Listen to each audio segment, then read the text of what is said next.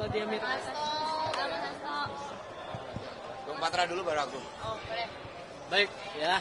Jadi sama-sama sudah kita dengarkan keterangan saksi Rosa Purbobekti. Dari pagi sampai sekarang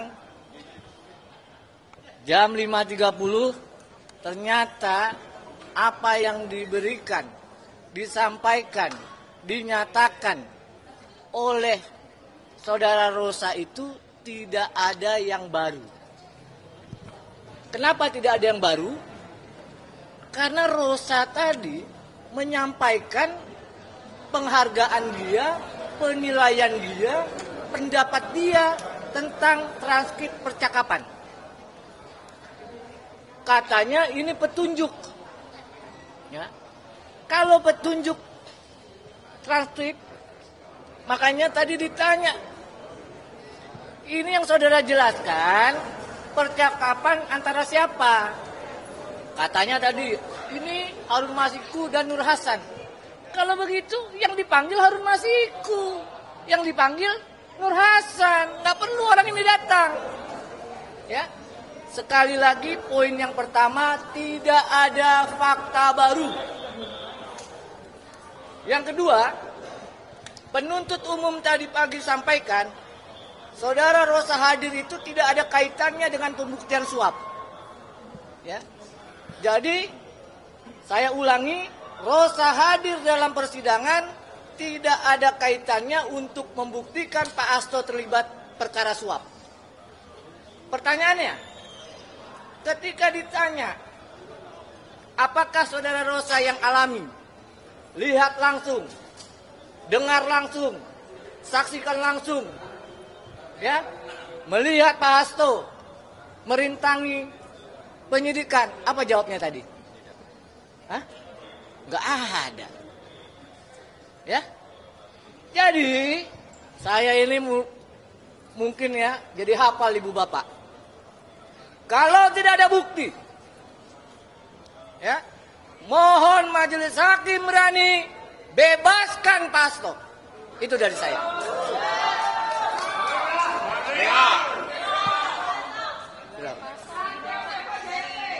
Ya baik, terima kasih rekan-rekan. Sebagaimana dikatakan oleh para penasihat hukum tadi, hari ini membangkitkan optimisme saya karena lagi-lagi setelah kesulitan untuk mendapatkan fakta-fakta hukum yang memberatkan saya karena di dalam persidangan dan keputusan yang sudah inkrah nomor 18 dan 28 memang tidak ditemukan fakta-fakta terkait dengan keterlibatan saya. Apalagi tadi nyata-nyata pada akhirnya bahwa yang dituduhkan saya menghalang-halangi terhadap berbagai upaya di PT IKA ternyata juga tidak ada fakta-fakta hukum yang mendukungnya. Sehingga hari ini saya menegaskan bahwa saudara Rosa ternyata bukan saksi fakta. Dia mengkonstruksikan berdasarkan imajinasi dan asumsi dari saudara Rosa. Terima kasih. Mas Hasto, kalau soal nomor Sri Rezeki yang dibilang Pak Rosa itu punya Mas, gimana tuh Mas? Ya tadi itu kan pendapat, itu asumsi. Ya tadi udah dijelaskan kemarin oleh keterangan saksi dan nanti akan ada saksi lain yang akan dihadirkan. Yang untuk memperjelas hal tersebut tetapi sudah ditegaskan oleh saksi yang berkompeten, yang melihat, mengalami dan merasakan secara langsung bahwa itu adalah milik sekretariat DPP Partai. Terima kasih ya. Teman-teman, saya tambahkan sedikit. Ini makin mempertegas bahwa kasus ini adalah kasus politik. Kenapa?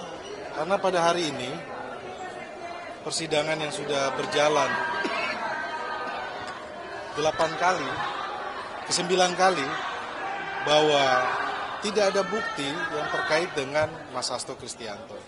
Sampai persidangan hari ini harus menghadirkan penyidik yang memeriksa berkas-berkas.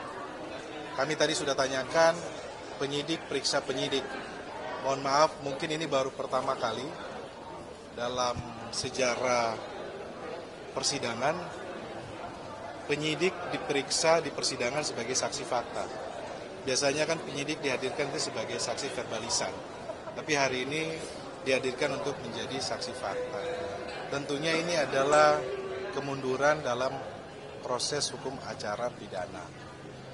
Dan kembali lagi, perlu saya tegaskan, ini memperkuat bahwa kasus ini adalah kasus politik.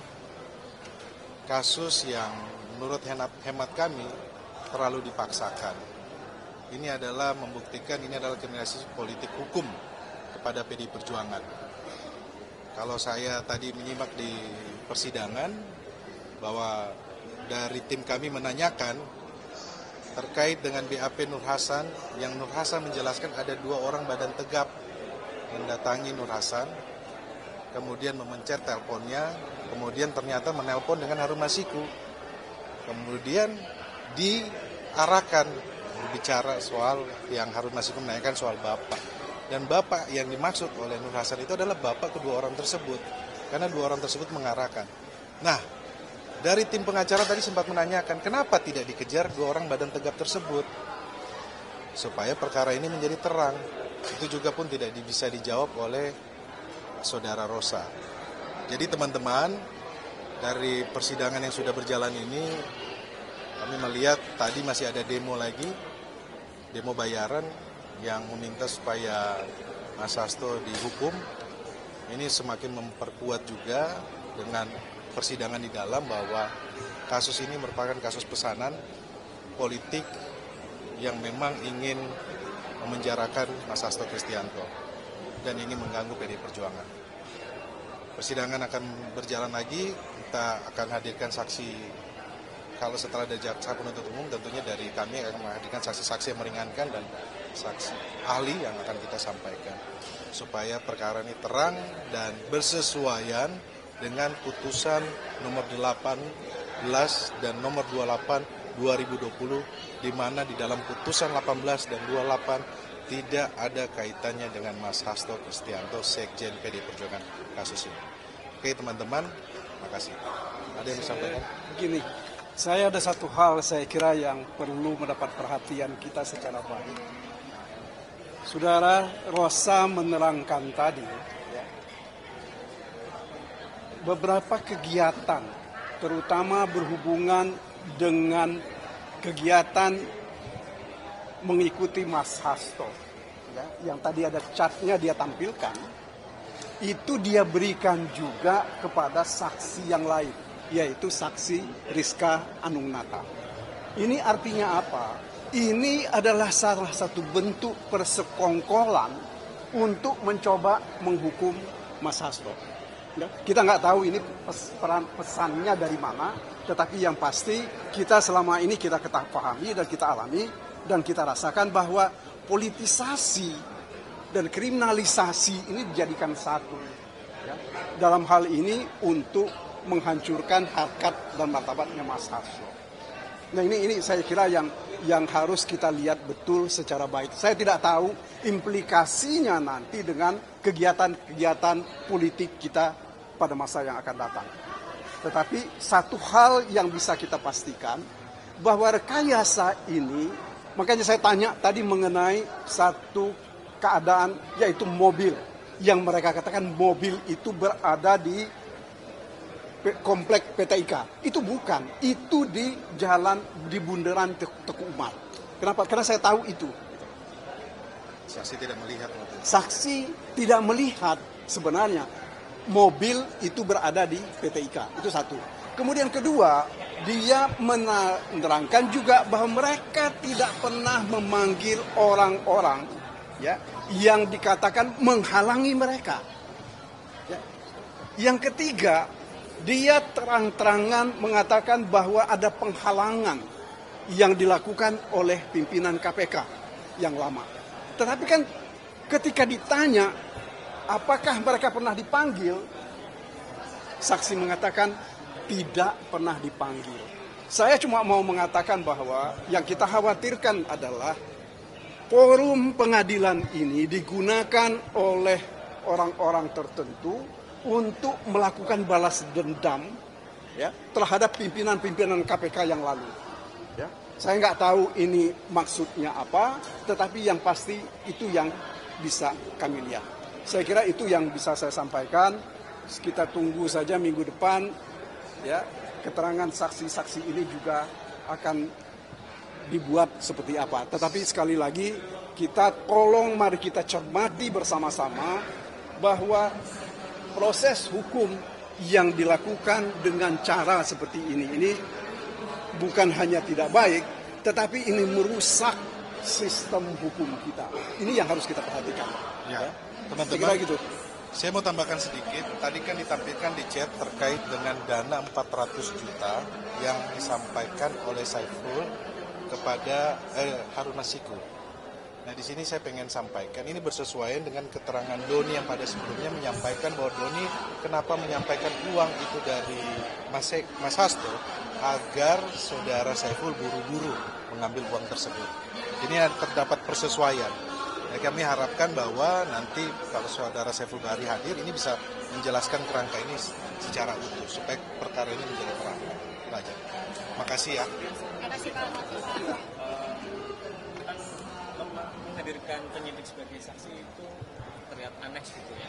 Apakah ini menjadi kayak satu kesan bahwa KPK mati langkah atau kehabisan? Ya, saya kira kalau berhubungan dengan obstruction of justice, ya, yang sekarang ini kan mereka tuduhkan kepada Mas Hasto. Tetapi saksi itu sendiri tadi mengatakan bahwa obstruction of justice itu terjadi di PT IKA. Mereka tuh punya keberanian untuk menghadirkan siapa orang yang melakukan kegiatan itu, atau paling tidak yang mereka sebut sebagai orang yang melakukan merintangi itu. Ya. Apalagi kalau kita lihat BAP-nya saudara Rizka Anunata dan juga Rosa, itu luar biasa. Ya. Saya terus terang saya betul-betul terkaget-kaget terhadap kemungkinan politisasi dari perkara ini. Ya, kami memang belum bertanya hal-hal yang sangat esensial, ya, karena dia juga menyebut hal-hal yang lain. Bahkan dia menyebut-jebut perintangan ini dilakukan oleh pejabat tinggi negara. Ya.